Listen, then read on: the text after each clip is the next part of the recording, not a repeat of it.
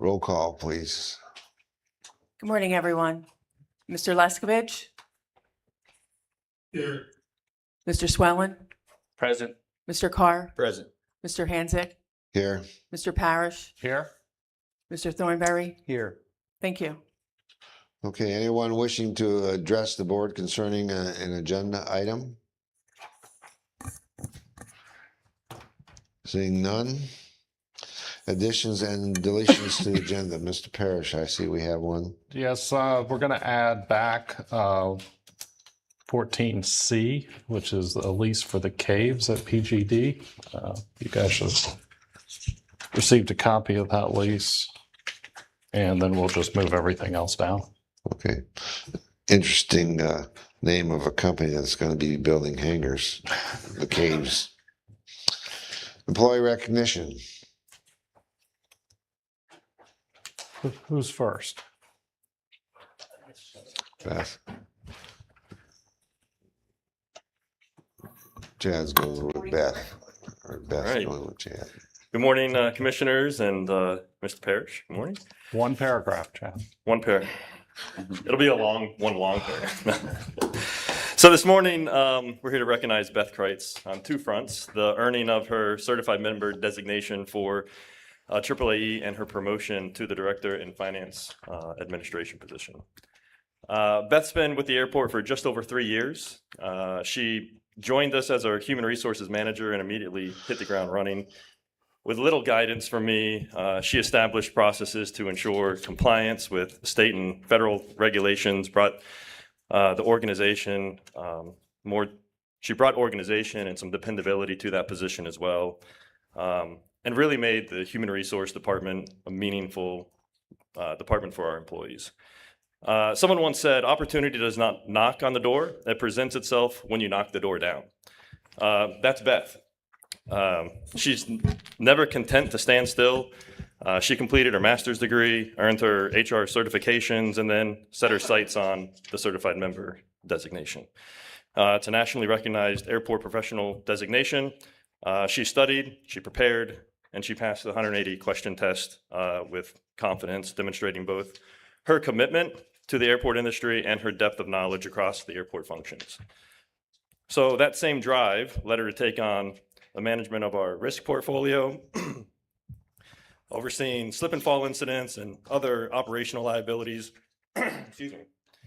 She then turned her attention to integrating our payroll system with our finance system, ensuring that payroll transactions are recorded accurately and timely. So if I were asked to describe Beth in one word, that word would be grit. It's the passion and perseverance to see any task through to completion. I've learned that there's nothing too big for her to handle. She always finds a way. It is precisely because of that drive, that grit, that she's earned the promotion to Director of Finance and Administration. So please join me in congratulating Beth.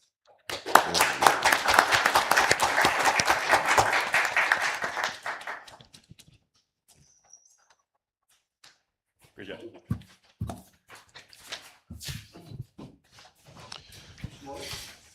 What are you going to do? Commissioners, Mr. Parrish, good morning. How with me today, Mr. Joe Morgan here. The pleasure for me to recognize him, professional achievement. Joe's been with us going on 5 years now, and he has successfully passed his certified member examination through the American Association of Airport Executives. This accomplishment reflects your dedication, hard work, and commitment to excellence in the aviation industry. Your achievement not only reflects positively on you as an individual, but also serves as an inspiration for your colleagues and peers. Your willingness to invest in your professional growth, strengths, and organizations contributes to the future success of our industry. Please join me in congratulating Joe Morgan on earning his CCAA certified member designation.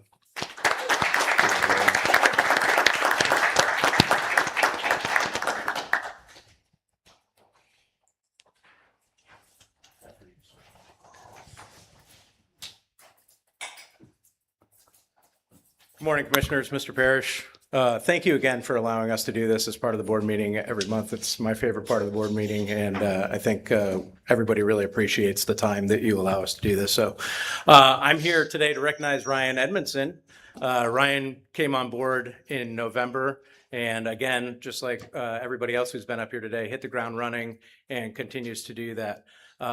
Learning the security regulatory function at an airport is no easy task. Ryan took that on head on and continues to take that on.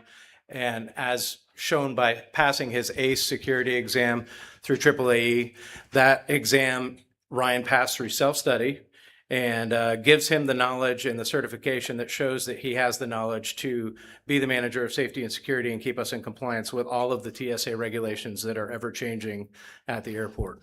If you have any idea or have seen any of the TSA regulations, it is nonstop changes and very difficult to keep up with. Mr. Carr shaking his head because he's seen some of the things that come across come our way with TSA and the regulatory functions that we fall under with them. So I want to congratulate Ryan on his successful completion of that and his continued success here at PGD. Thank you.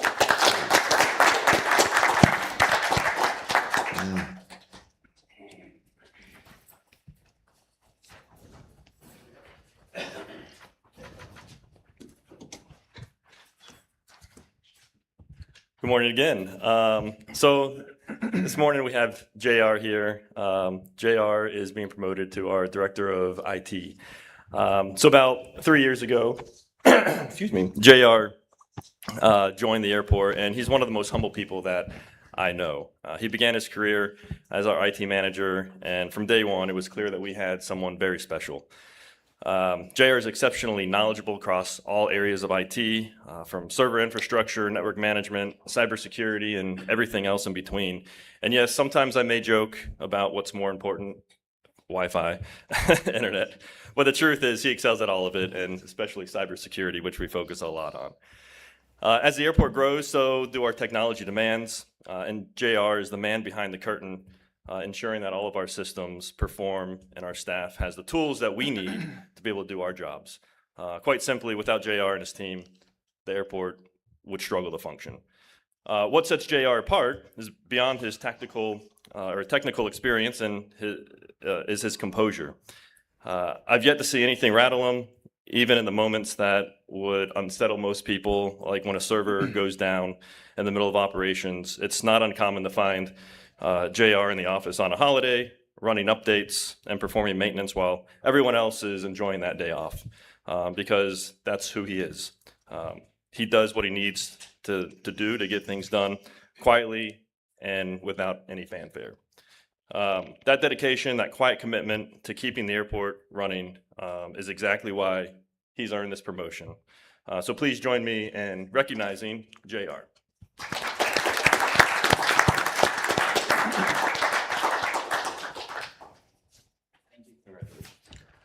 All right, if I could take a second, I've got one more. There's someone in the audience that, and you know me, I've been a competitor with. He's been our consultant, and more importantly, a really good friend of the airport. This is his last meeting, I'm assuming, as our consultant, and he will be going off to what he believes are greener pastures and retirement. I'd like to bring him up. Ray, could you come up too? Paul, Piero, you out there? There you go. I can't see you. You're right behind me. So nervous. Paul, we want to give you something that I don't think we've ever given, which is the key to the airport. Oh my gosh. So, yes, this is the first key to the PGD airfield that we want to present Paul with today. Our appreciation of you and everything that you've done here at the airport for us. Paul's name is on every piece of pavement on the airfield, which is our second most important asset other than our people.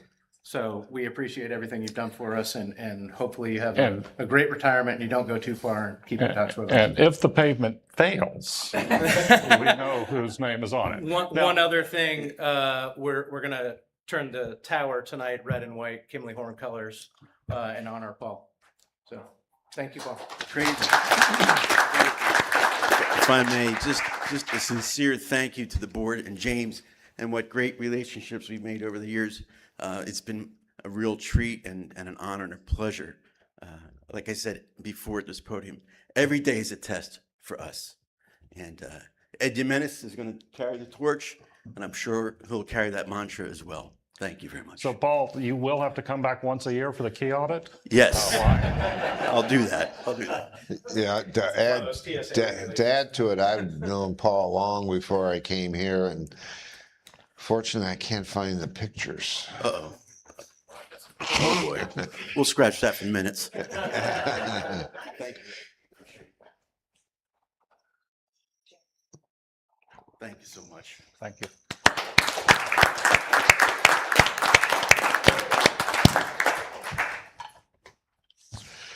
All right, moving on to the consent agenda. Item 8. There are 2 or 3 items on there, and the chair will entertain a motion to approve the consent agenda as presented.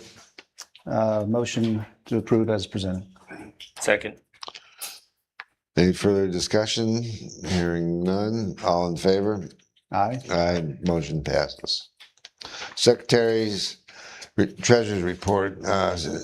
Steve is on the air, but I imagine, Mr. Parrish, you're going to.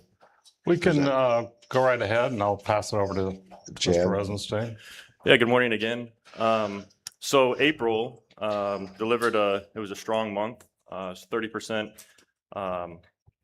operating margin against a 20% budget target. So great month.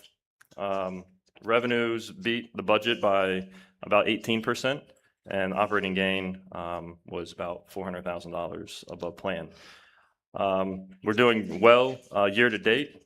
Some of our key revenue drivers in the month of April was rental cars. That was quite high.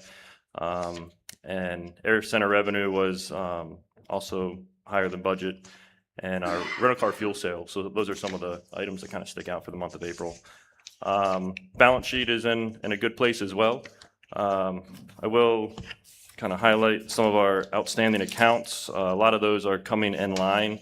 Our accounts receivable department has been doing a great job and contacting all of our customers to get them to come current. The big one is one of our tenants that we've worked out a payment plan with Attorney Carr, and they are abiding by that. And so this upcoming month should bring them current. We haven't had any issues since. So if you have any questions, I'll be more than happy to answer.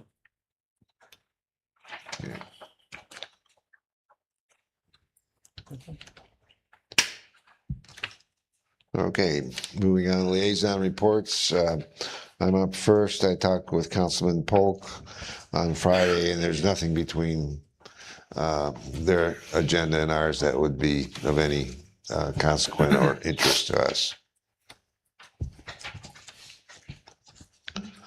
County Commissioners, Sean? Nothing really to report. I know they were talking about the new road that you guys are gonna do in one of their meetings, and they were talking about getting with you guys about a new sign going up for the airport. That's all I really heard. I've talked to Hector a little about some signage that they want to put up. It's basically beautifying the entrances to the county, and they want to use this as one of them. We'll work with them. Excellent. That's it. Mr. Thornberry? Speaking of beautifying entrances in the county, we're really pressing on the MPO to try to speed up the 17 project going in and out of the city. It's just gotten ridiculous, long overdue. There hasn't been an MPO meeting since our last meeting, so I don't have anything specific to report in that regard. There is a EDP luncheon this afternoon that I will not be able to attend. Are you planning to attend that? Okay. And it's basically a legislative update. So nothing really airport related. I did that last week. Okay, Mrs. Coppola is not here and report on the community. Steve, you have anything on the school board? I have nothing to add for the school board today. Okay. Now we come to the expensive part of the meeting. Attorney's report. You just had to do that. Well, it has been an active month. It's actually incredible, the number of issues that we have going on. I have the great pleasure of dealing with Mr. Parrish on a daily basis, along with any number of chiefs, sub-chiefs, and super chiefs. associated with the matters here, sometimes two at a time, although I tried not to build double when I'm talking to both Ray and Brett at the same time. Mr. Parrish doesn't like it. But anyway, it's a number of bigger issues that we're dealing with. One is the IDA property. I don't know how many of you are familiar with that. Maybe Mr. Parrish can give you a bigger overview, but the basic premise is that the IDA is a department of Charlotte County, as I understand it, that was set up for the purposes of managing some parcels. What did you say, to the west of the airport? To the west of the airport? East of the airport. They've done little or nothing with them. However, one of the parcels they sold for stormwater retention dig out, which was completed under an agreement that we co-opted with the person digging it out. And ultimately, we were supposed to get the property. Unfortunately, that never happened. After a great deal of consternation, public records requests, et cetera, we now figured out basically who owns the property. And I think we now have a methodology to get it into the name of the Charlotte County Airport Authority. So that has been a major process. Second, God love the county. We are subject to a code enforcement notice of violation relative to the racetrack. Apparently, the county just doesn't like our racetrack, or us for that matter. But in any event, they brought us before them on a notice of violation. Mr. Parrish and I attended. He actually had to testify at that hearing. In the middle of the hearing, they changed it from a prohibited use charge, literally a prohibited use charge, to a charge associated with an expanded use. Limited amount of evidence put in associated with that. I treated it like a trial. They treated it more like a kangaroo court. Nonetheless, at the end of it, they signed an order pre-prepared that said that we had violated, but they really couldn't tell me exactly what is necessary to bring it into compliance. Nonetheless, I am preparing that matter for an appeal if I can't seem to resolve it with them. I've got 2 emails into them saying, exactly what do you want me to do, since the order doesn't say that. Mr. Parrish has been in contact with, I believe, leadership of the county and getting no response from them either. I'll defer to him if he wants to discuss that further, but he would tell you he makes an excellent witness associated with the history of the airport. One of the things dealt with the historical use of that property. Mr. Roach went through our archives and found that that property has been used as a raceway since the 70s. At least there's indications on it. It's clearly represented on the FAA master plan, which seems to be an exception under the code. Of course, the county wants to ignore all that and just say, you know, we think there's something that's a violation here. Maybe you ought to do something about it. They can't tell us the violation. They can't tell us what we should do about it, but that's their perspective. Of course, it's their ball, their bat, their arena, they're paid for judge, and as a result, you have to just deal with it. So that's what we're dealing with there. We have 2 major contracts with a company called A Squared. One was on the maintenance and operation building. One is on what I'll call the south terminal and the inline baggage system. Maintenance and operation was concluded 9 months ago. We've done everything we can, Mr. White and I, to get them to give us finally a final withdrawal. There's a huge debate associated with the amount of, I'll call it excavation, although there are a number of varieties inside of that. After 7 or 8 months, we have finally decided, after numerous expert reviews, told them that we're not going to do this. And I've had lengthy conversations with their legal counsel to try and resolve it. And it doesn't seem to be moving, but Mr. White and I believe that we're making at least some progress on clarifying the issues. Similarly, that same company is in charge of our south terminal construction. Sometimes we would refer to it as the inline baggage system. Basically, it's the south terminal, the last 2 bays, or gates, I guess they call them, and then they did the whole TSA build out back there. They are delinquent in their production. I won't go into the length. We continue to press them. It took a Herculean effort on behalf of everybody just to get them to give us a completion date, which Mr. White can attest to. We now have them at substantial completion. We think 6 months late. Of course, they dispute that. We have a massive sort of process developing with them over that. I think Mr. Parrish told me yesterday he's done $4 billion worth of work here. $440 million worth of construction in the last 10 years, and we have never had a contract we didn't close. So, yeah, and unfortunately, Never we had a just contract. haven't. What? so we couldn't close amicably between us and the contractor. Yeah, we've just had a tough time with this particular contract. It's a never-ending battle. I would say Mr. LaRoche and Mr. White are dead in the center of that, along with Mr. Parrish. Been a number of meetings. I've actually toured the facility now twice to try and bring this to a conclusion. The good news is we brought it to a certificate of substantial completion and occupancy. So I believe, Mr. White can speak to this more, we've gotten it to that point. We believe that the project should have been done in October. They think that, and they should have gotten a whole lot of their time. We fight with them literally over every pay application and the way they word it, because we think they're continuing trying to set up a process associated with the ultimate closeout of the contract. Mr. White is doing an excellent job, as is Mr. LaRoche, associated with that and working with me on it. I would note to you that one of the issues that came up at Mr. Leskovich is attending by phone. There was a question associated with the board and how we can attend these meetings and whether or not the board members can attend them by phone. And the answer to that, yes, is under 5D on how these meetings are conducted. I would note that this bylaw was probably written before either Zoom or Teams was ever heard about. It talks about only way you can appear is remotely is by and I think they call it a telephone somehow. Amplified telephonic. Yeah, amplified telephone equipment. I'm not even sure what that means, but I think it means like a speakerphone. But that's what it calls for. I would suggest to you, I would note also that our rules indicate that we should be governed by Robert's Rules of Order unless specifically directed otherwise.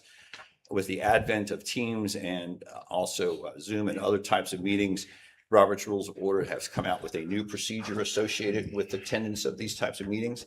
I'm not saying it should become the norm, or I'd even encourage that, but I would suggest that perhaps we might want to look at updating D so we no longer have to use amplified telephones, and that we could use maybe some of those other processes for people to attend these meetings. Of course, I'll proceed at your will if you direct me and Mr. Parrish to come back with you an update, but I do submit to you that it would probably, especially just given the way we all travel nowadays, that perhaps it might be a way of doing it. We have not done a major update to that since 19. 17, we did a big one. 19, we did a small one. 1917? Do you need, You were part of that, right? Yeah, I go back to the Wright brothers, okay? So, do we need direction in order to, I mean, We're going to go ahead and start working on an update. yeah, I do an update, and also there might be some notes on operational notes as it relates to an update. On this attendance? Yes. Yes, On the whole Robert's thing. Rules actually has a number of formats. I think we need to blend a couple of them, but they have one of them deals with the formats where people anticipate always meeting telephonically or electronically. One where we always sit, but somebody wants to attend electronically. So they have any number of those. At your direction, I would take and make an amalgamation of those and try and craft something that meets our particular aspects. Yes, sir. Yeah, good. naturally, there's flexibility to Robert's Rules of Order. I mean, we practice that every day in our meeting or every meeting. Wouldn't this be the same where we can? Our bylaws actually, as indicated, our bylaws actually indicate that our board meetings are governed by Robert's Rules of Order unless otherwise specified. And what we have is a specification that says you can only attend remotely, one, if you're outside of the jurisdiction, which would be Charlotte County, and two, you can only appear by amplified telephone. That's why we don't have the privilege of seeing Mr. Leskovich this morning. He's on amplified telephone. I would just encourage that we put some type of limitation on it because, like you mentioned, we don't want it to become the norm for any reason. You know, I've given some thought to that concept, and perhaps the norm could be if you can only do that twice a year or something, or once a year, and you could, use that chip whenever you need it. You had a specific meeting, say you're in Tallahassee, and you say, "I'd really like to attend. I'm going to use that one this time." Right. And so that doesn't become the norm. We all just sit home and not show up here. And I'll. Not that I would mind that, but I will craft something. If Mr. Parrish directs, I will move forward with that and review with him. And in addition, craft it and send it to you in anticipation at the next board meeting so that we can at least amend that bylaw to deal with what I'd say a more modern aspect of things here. The numerous other matters, I've dealt everything with emails related to a budget overcharge, which I had the pleasure of dealing with Ms. Cayley about. Some customer, I don't know why, said that they couldn't communicate with the airport. So somehow they figured out how to email me. Budget rental car. Budget rental car. Not yes. our budget. Yeah. No, not our. And of course, I immediately deferred to Cayley because she's a kinder, gentler person, and sent it to her. She directed staff to deal with that. I don't know the outcome, but I haven't heard back from the individual. Somehow the person indicated they couldn't find anybody but me to communicate with. So I put that at this end of the tier fighting with the county over here. We have various trespass people that we're dealing with associated with this. And I would encourage you all to go do a tour of the entire terminal, which I also have done. It's an amazing process which is happening there. We actually have two different contractors. One, of course, is now complete, but the other one, I mean, you just see people scrambling everywhere, putting up this, that, and everything. And it's an impressive process, and I would encourage you to do that. But other than that, nothing going on. Okay. Could you elaborate a little bit more on that first item, the IDA? And you're talking about the land just to the southeast, right? Like along the privately owned industrial park, correct? No, sir. I don't know if we could pull up an aerial, the GIS. So, well, you can see it on our master plan in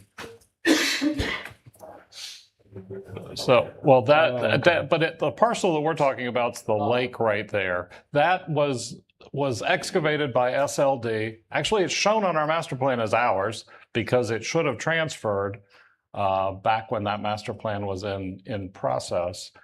And it just never happened. And I found out that they had not transferred it to us when I saw that it was included in a land sale, a potential land sale to another party that needs an easement from us to access the other piece of the IDA land. So I put the brakes on any communication there until the IDA transfers it. I have no idea why we are still discussing it.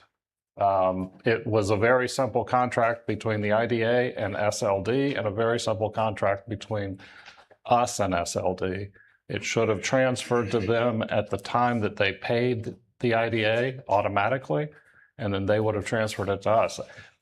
SLD has been trying to get it transferred to us directly. And like I said, I just released the hounds to get it taken care of, and we have done everything we can to get it closed out.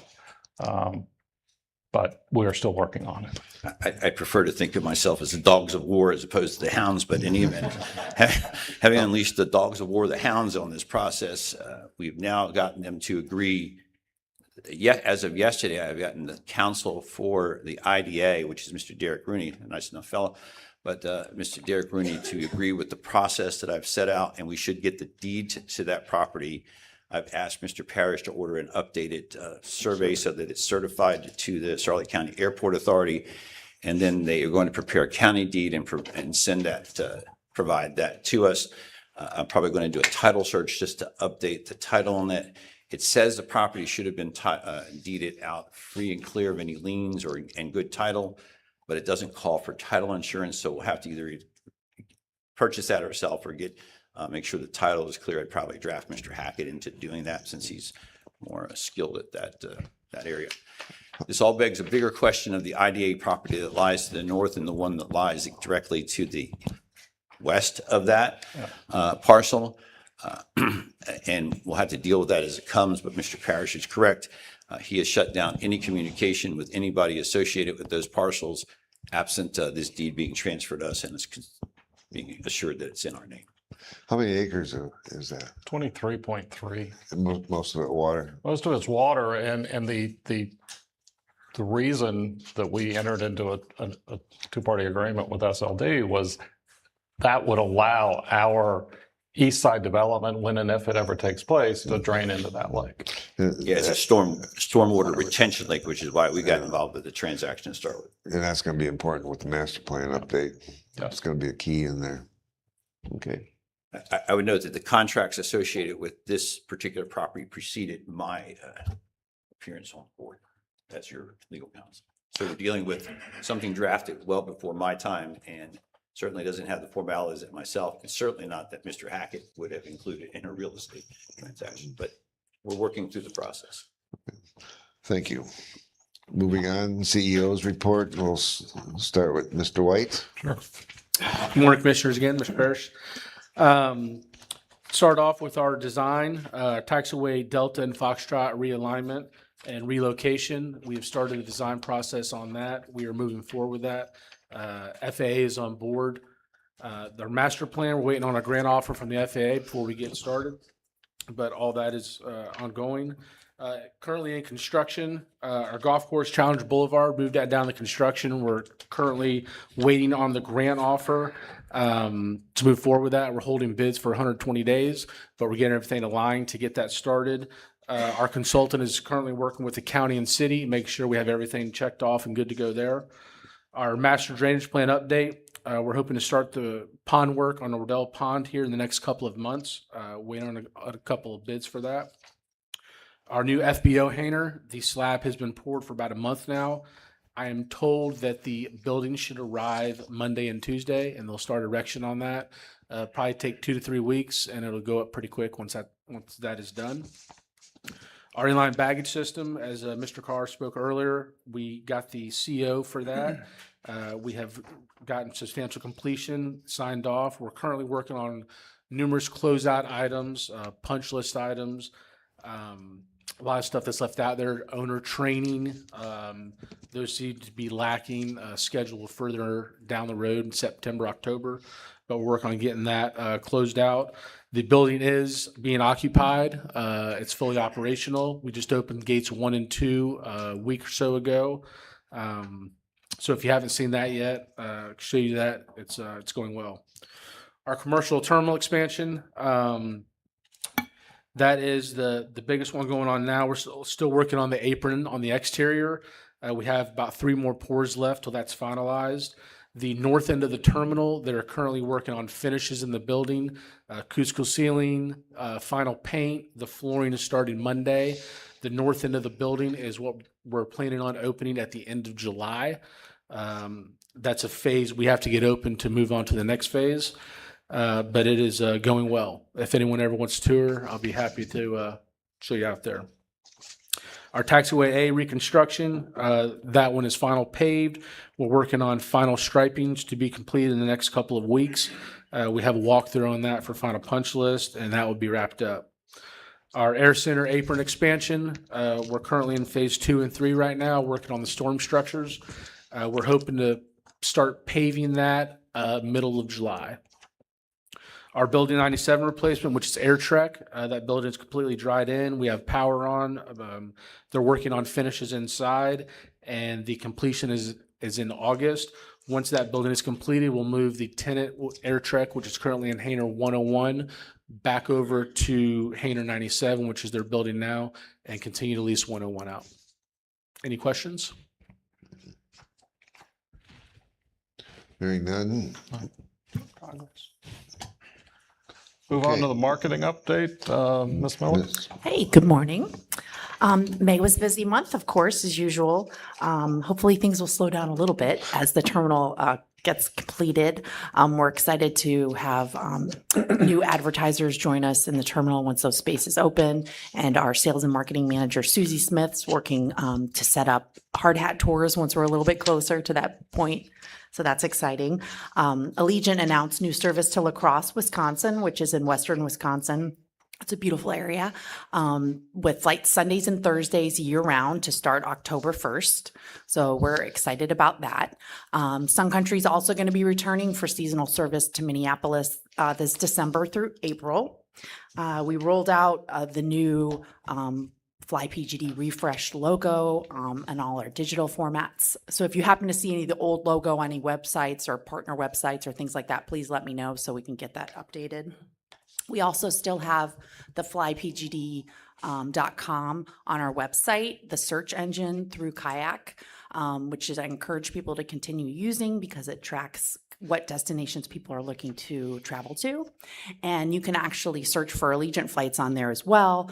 And when the search results come up, you can go directly to Allegiant's website from that point to book through Allegiant, of course, directly.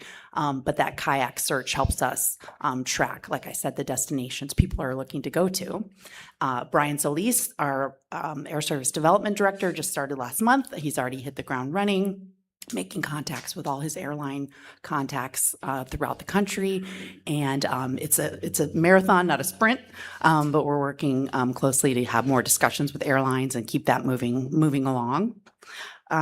We also launched the Curtis chatbot on our website, and that's a little icon that looks like Curtis the Hawk, our mascot, and you can ask him anything. And it's great because he pulls from all the information from our website and can answer anything that you have a question about. And if for some reason, try it out, I encourage you to. And if he doesn't give you the answer you want, just reply to him and say, this is not the answer I want. Kaylee, fix it. And I will do my best. We have a great team working on that on the back end to make sure that the answers are updated to the best of our ability, of course. And finally, TSA PreCheck enrollment, something that comes every year or so to PGD where people can sign up for TSA PreCheck. They're going to be returning to the airport August 4th through 7th and set up in bag claim so people can make appointments online, come to bag claim, do their fingerprints, and hopefully get their TSA PreCheck number within a week or two. It's usually a pretty quick process. So within the next couple of days, that'll be live on our website, the links. People are very excited about it. They're already like, how do I sign up? But we have to wait till exactly 45 days before it starts. So that should be any day now, according to my math. So I encourage the public to check our website, flypgd.com, and the next couple of days, and those links will be online. And finally, thanks to y'all for coming to the new ARF station and seeing our new ARF engine A71 yesterday. And anyone who's online on Facebook or our website or Charlotte County Public Safety will see those photos of the new ARF truck. And it was also National Mascot Day yesterday. So we had Curtis the Hawk there to celebrate with everyone and spreading the love of aviation here at PGD. I think that's everything. If y'all have any questions, let me know. Kaylee, on the TSA, will they encompass global entry too? No, it's just TSA PreCheck. Sorry about that. Good question, though. I Thank keep you. trying. No. We'll make sure Curtis answers that question. Okay, moving on, Mr. LaRoche. We may need to update our Curtis logo for the chatbot, as yesterday the airport inbox received an email saying that the parrot gave them wrong information. So, well, more to come on that. I was a little offended. So operations are trending the same way they have for the past few months, down a little bit, and that was mainly due to the closure of 422. Now that is back reopened, we expect to see operations pick back up, especially with training aircraft. We were down about 1,400 over the previous May. Passengers, however, we had the best May ever. 170,000, just over 170,000 passengers. So again, for the year, we're remaining pretty much flat as expected, as our partners at Allegiant had told us we were going to be this year. So we're happy to see a little bit of an uptick there, and hopefully that trend continues throughout the year. Operations do affect the avgas gallons sold off the truck, so we saw a little bit of a decline there in avgas gallons sold. However, the avgas out of self-serve was up about 1,200 gallons. So we're seeing more people go to self-serve.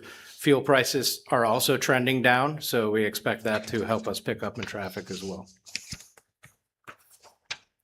Jet A gallons sold, we were up a bit over the previous year, but right in line with the last few years.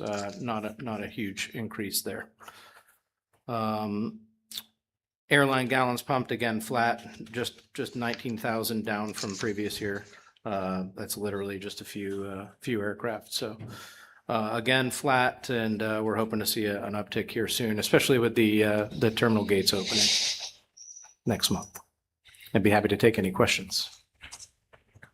Are they bringing any more planes in when you guys open the terminal? Or you stay So the same? currently we have 7 aircraft based here with a spare, and we should see 737s starting in December. So they're going to add back up like they do every year. We'll get back up to 12 aircraft. In May of next year, we are expected to be a complete 737 base. That has changed several times over the past few years with the plans, and I think the acquisition of Sun Country has something to do with that. So So they're going to get rid of all the Airbuses now, but 737s here? Here, here. In May. Because before they were going to do that, but then they changed it. And now Correct. Changed back. Correct. But as they, they changed it because they went to a full 737 base in Fort Lauderdale. We were going to be a partial base, and now they're going to transition us as they have acquired more 737s. They're going The to good thing transition. for us in that is they carry 11 more seats than the 320s do. So that's an increase in capacity for us, just in the change of equipment. It does result in us increasing our index for ARF, which we've already been in contact with our FAA inspector and started the preparations for that. We operate at the next level index already, so it doesn't really change anything in our operation. It's more of a documentation thing for us. And I'm sorry, how many, this is news, how many do they intend to base here by May of next year, 737s? Well, over season, we generally see 12 aircraft. May is when we start to drop back off for the summer months, when they start to move aircraft around the country to the seasonal locations. So I would expect to see at least 7 to 8 aircraft here over next summer. We've been in discussions about capacity at the checkpoint and in baggage claim with the airline as recent as this week. So that leads us to believe that we'll see an increase in service next year. And I'm sorry, and further, it's just that the reason this is important is that they were going to be a 737 base, actually leased property here for the purpose of storing 737 parts. And then they decided to move the 737s to Sanford. Do they still lease that building here with the 737 Yes. parts? We have this building full of 737 parts, but no 737s. And we have had some come in that have needed some maintenance, being a maintenance base.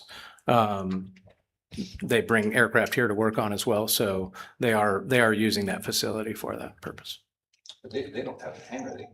No, No. they work outside. That's where NASA MRO comes in. Thank you. Thank you. Okay, any old business, Mr. Parrish? No, sir. Moving on, new business, audit summary. Chad? My favorite time of the year is to listen to our auditors. So I'll let Chad introduce. Yeah. So we have Lauren from Cherry Beckert here to provide the audit summary for the fiscal year 2025. So I'll hand it over to her. Hi, good morning, Commissioners. My name is Lauren Strope, and I am a partner at Cherry Beckert, and I had the pleasure of serving as your audit partner this year. A fun fact about me is I'm kind of nerdy, and I get really excited about this stuff, and I tend to talk really fast. So if I start going too fast for you, just let me know. All right, here's our agenda, but just in summary, what I'm going to give to you is the nature, the timing, the extent, and ultimately the results of the audit procedures that we performed this year. The financial statements are not mine as Cherry Beckert's. They're not management's. They're yours as those charged with governance. So if you have any questions, just don't hesitate to ask. So this is your client service team. These are all the folks that helped out with this audit. I did want to point out Scott Anderson. He served as the second reviewer. He performed what's in my industry referred to as a cold review, meaning after me and my team did all of our work, he came through and reviewed all of it to make sure all the T's were crossed and the I's were dotted. He actually served as a GASB fellow. I believe I told you guys that during the RFP process. So we're really happy to have him on board just to have that review over your financial statements as well. All right, probably the most important slide of my entire presentation. We have substantially completed our audit, and we're ready to render our opinion after we receive the legal letter. We have completed our audit for the year ended September 30th, and we actually perform a variety of different standards when we complete your audit. The first and foremost is generally accepted auditing standards, and we are ready to render an unmodified opinion, which sounds silly. Used to become all qualified, but it's a clean opinion. It's the highest level of assurance that we can provide to you as your external auditor. It's the only type of opinion that you want. Because you are a local governmental entity here in the state of Florida, we also cover government auditing standards, and I'll go through that in the next couple slides. We do perform both a federal and state single audit for you, and you are receiving a clean opinion on those reports as well. We'll go into that in a couple slides too. And then we performed your passenger facilities charge audit and looking at all of the compliance requirements described in the audit guide and are ready to render a clean opinion there. Finally, we are ready to issue a no comment letter under Chapter 10.550 Rules of the Auditor General of the State of Florida, and an unmodified opinion on compliance with your investment policy examination. So fun reports all the way around, but in summary, clean reports. So these are just some of the significant audit matters I did in some of the procedures that we performed to address that risk. I do want to stress that management override of controls is something that is required to be considered at each and every client for each and every audit that we do. You did have a new software implementation this year, so we made sure that all of the old information got put in the new system to start at the right place so that all of the transactions were appropriately captured during the year. All right, I promised you we'd go into that government auditing standards a little bit more. And what that requires us to do as your auditor is really to take a deep dive into the internal controls that you have over financial reporting. We don't opine on those internal controls, but if we do become aware of a material weakness or significant deficiency in them, we are required to communicate that to you. So what is that? A material weakness is just a deficiency or combination of deficiencies such that there could be a material misstatement within the financial statements that is not prevented, detected, and corrected on a timely basis. A significant deficiency is very similar, less severe, but would still warrant the attention of those charged with governance. We noted one that we do believe to be a material weakness in the current year. That had to do with it's a non-cash entry, and it was an entry that was only made to the financial statements. So there was a balance recorded as a deferred outflow of resources last year in the amount of $430,000. That in working with both the prior year auditor as much as we could and with management who went back 3, maybe 4 years, we could not determine specifically why this was there. So it was determined that the amount should be expensed and removed through a prior year restatement of net position in that amount. Again, this entry was not something that was in your financial statement records. It was something that was done simply on the financial statements themselves. Our professional standards do require us to accumulate all the misstatements that we find throughout our audit and to communicate those to you. None of the ones that we found and were corrected by management were considered individually or in the aggregate material other than that restatement that we previously discussed. We are pleased to report that there are no uncorrected misstatements. What that would mean is if we told management, hey, we really think we need this entry to bring these statements in line with GAAP or generally accepted accounting principles. If management said, no, we're not going to make that entry, I'd be required to communicate that to you. In your single audit, we audited 2 different federal programs, your AIP program, and then related to the loan that you have. And that's under the Highway Planning and Construction Grant. And then we also did the State Aviation Grant projects. For each of these, there can be up to 14 different compliance requirements that get triggered. And we look at both compliance with the compliance requirements and then internal controls over that compliance. We are ready to issue clean reports, meaning that we did not find any issues at all as it relates to your federal or state programs.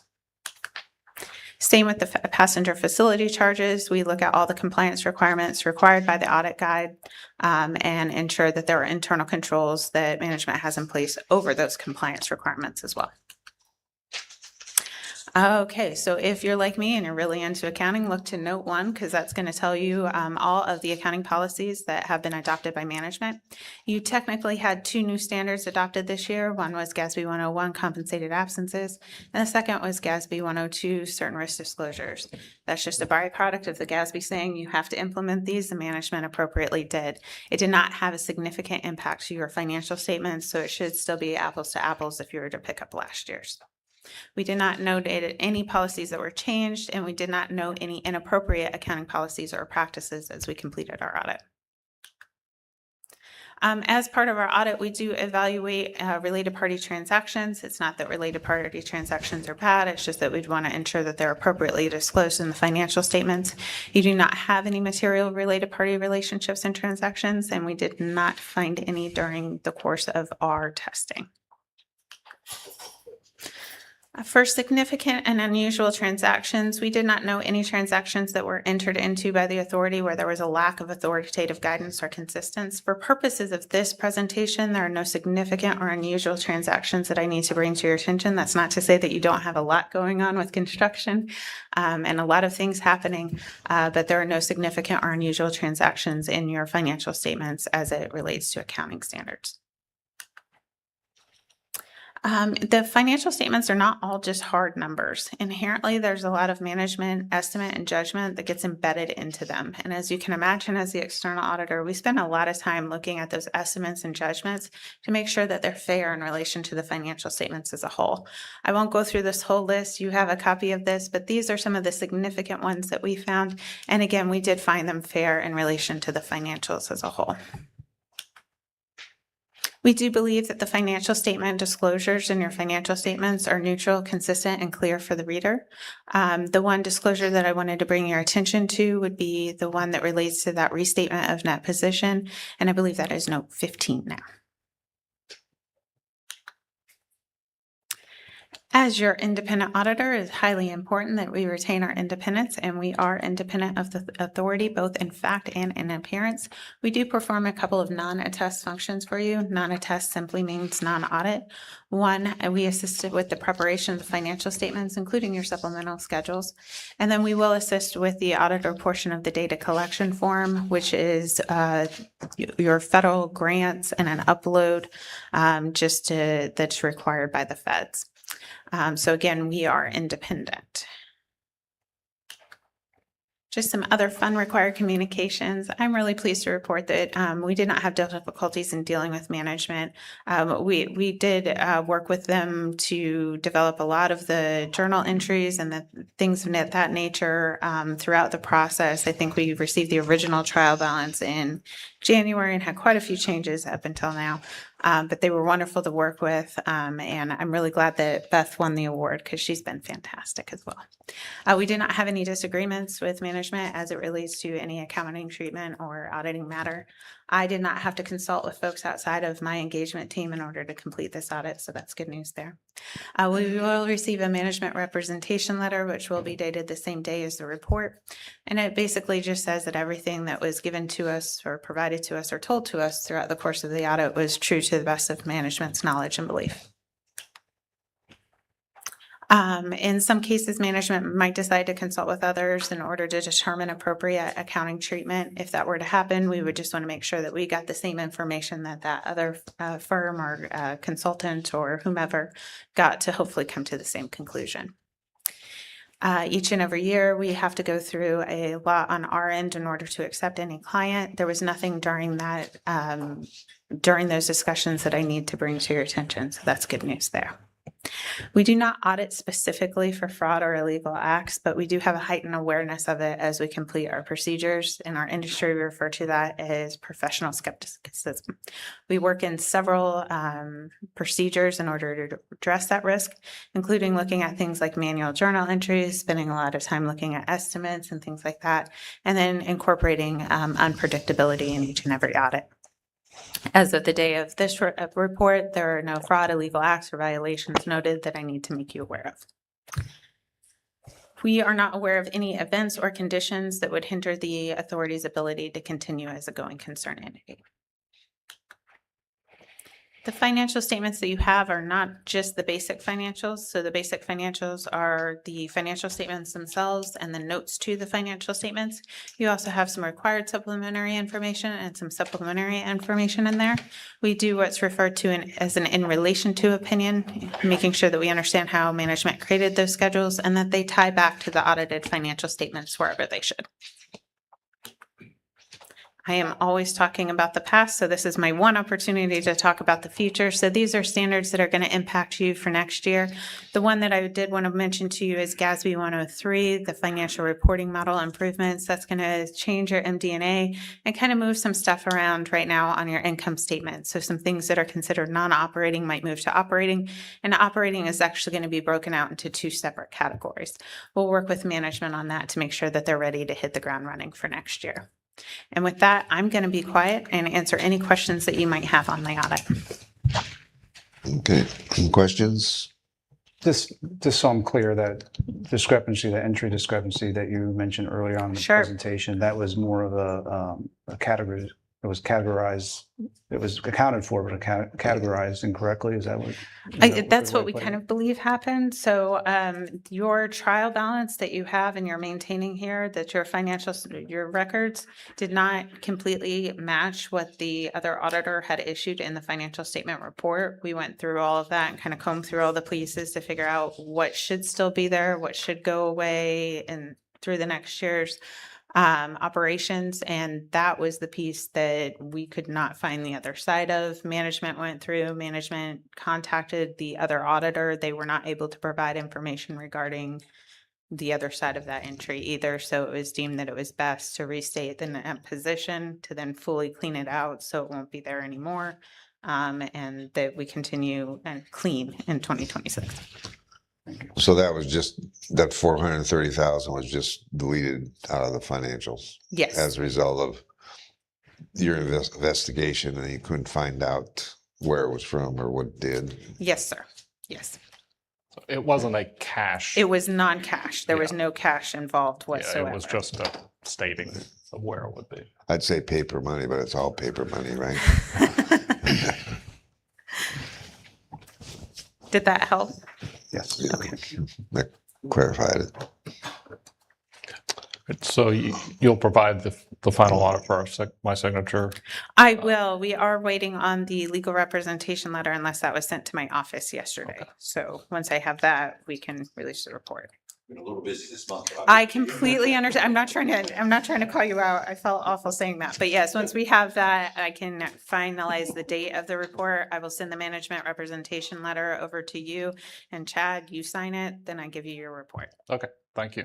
Of course. I appreciate it. Very good. And I'll just say Cherry Beckert and Lauren and her team have been great to work with through this whole process. And like she mentioned, we transitioned to a new financial system in the middle of last year. So it was a little bit more effort on both our parts to get data from two different systems and provide what they needed. So, I thank our finance team as well for bearing with us and getting all of that information together so that they could complete the audit. So thank you. Bottom line, it was a very clean audit. Very good. Well, thank you. Thank you. Okay. All right, the next item, there's two, B and C are both ground leases. We could bring up the graphic so you can see where they are. So B is on the graphic at the top is parcels B, C, and D. NSMKM LLC is proposing to lease those three parcels. Will include some parking construction and a group of hangars. I don't know if he's going to do a row or separate part right now. He's still in the planning phases. And then the Caves is leasing basically what on the previous plan showed three parcels where we've had to scoot that down because of NAS MRO, which you also see on there. Is the large parcel on Taxiway Gulf. Just so you know, parcel M is already leased and hopefully they'll start construction soon. So L and E are the only two parcels left on the ramp, and Taxiway Gulf will be completely built out at the end of this process. So we'll look at early in the master plan how to get that new taxiway built to the north that'll open up F through S in that graphic, and see how we parcel those out and what those will be in the future. But two leases, two separate groups, a lot of development along Taxiway Gulf and on our ramp. I'm glad we were able to get that future apron, soon to not show future apron, and get that constructed. So with board approval, we'll sign those two leases. Okay, we need a motion, each one separately. You want them separate? Yep. Okay. I'll move to approve 14B as presented. Second. Any further discussion? Hearing none, all in favor? Aye. Aye, motion carried. I'll move to approve 14C as presented. Second. Any further discussion? Hearing none. All in favor? Aye. Aye. Motion carries unanimously. Okay. Master plan update. We've worked through the master plan contract. We've got an independent fee estimate. We have submitted the grant app to the FAA. I would like the board to authorize me to execute the grant and the contract with CMT upon receipt of the grant from the FAA. And I choke up every time I read this number. Yeah. $1.818 million. But it is a process to do a master plan these days for a small hub commercial airport. And I'm confident we will get an excellent product over the next few years as we work through all the requirements. In advance of any discussion, who did the fee review? Kimberly Horn? Kimley Horn.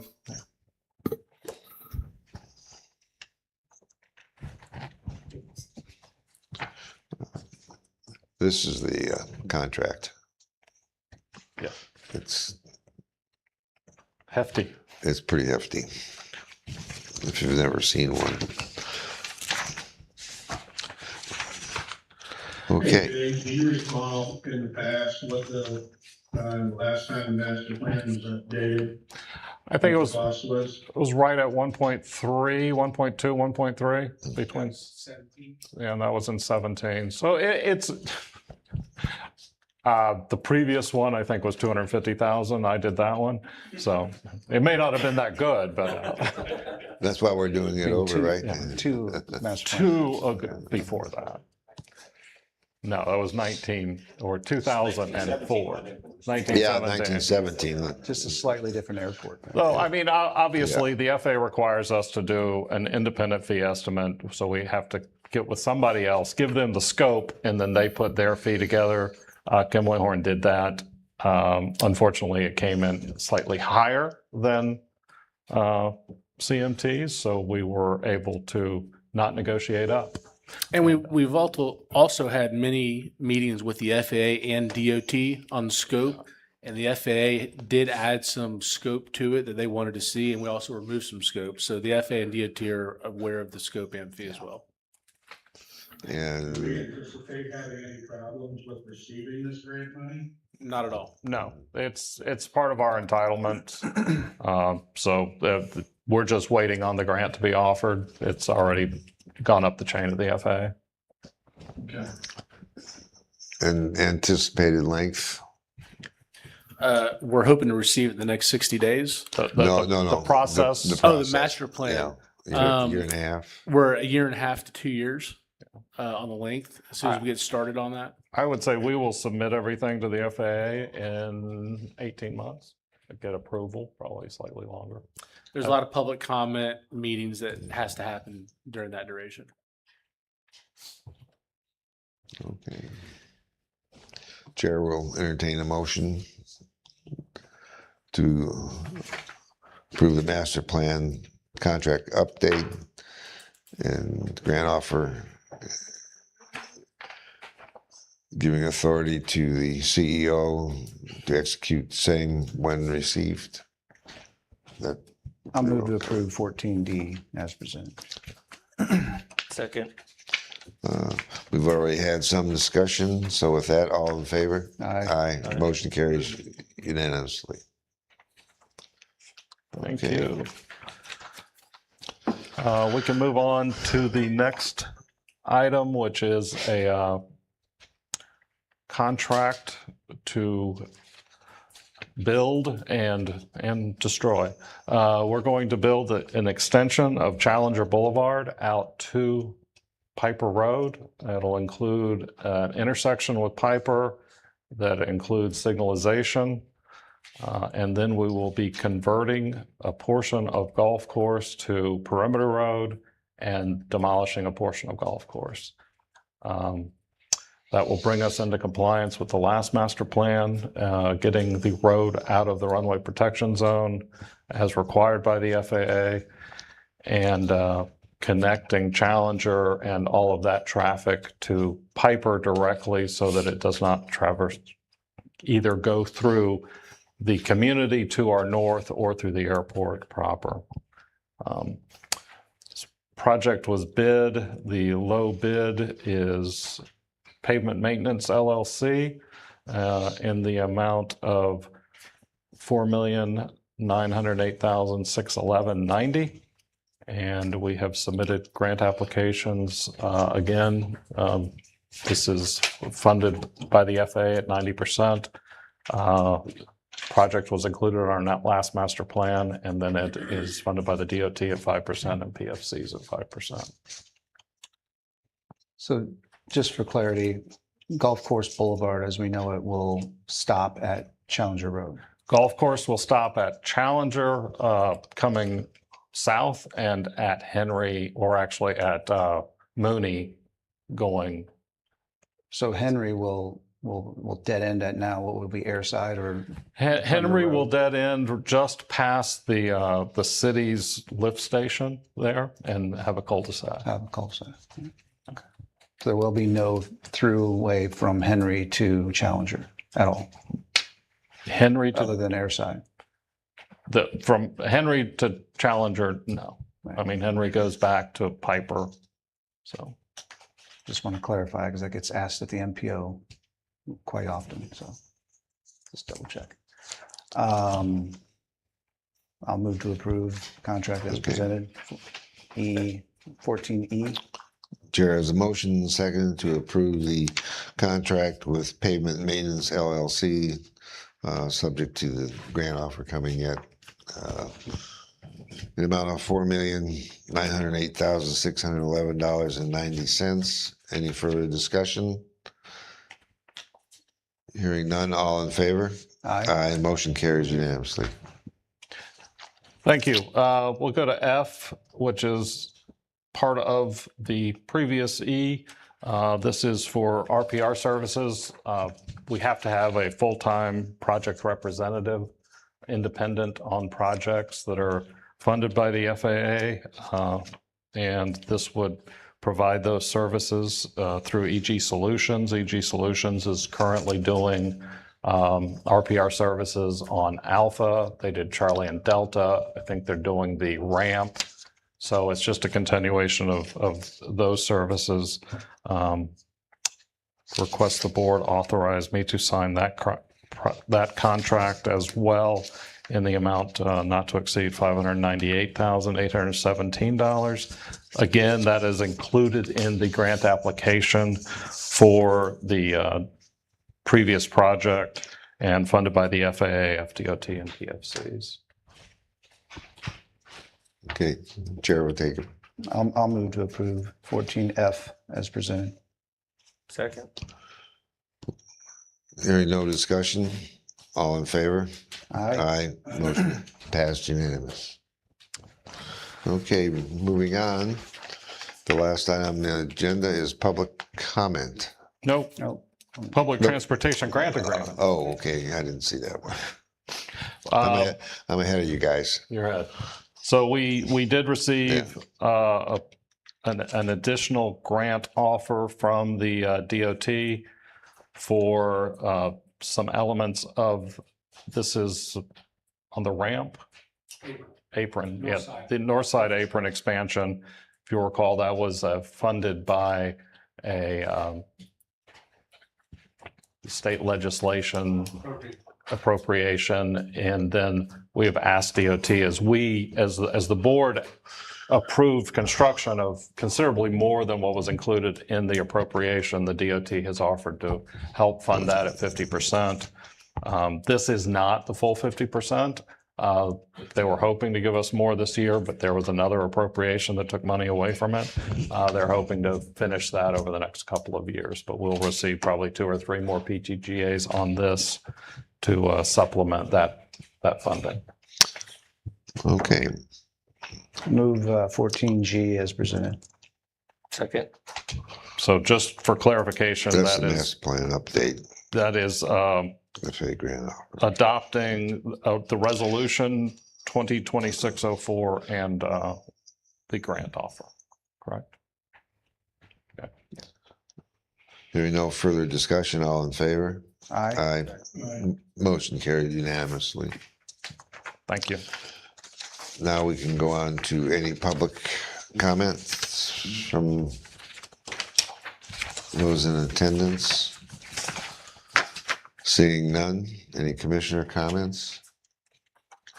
Hearing none. I'll adjourn the meeting. Take a 5-minute break. 5-minute recess.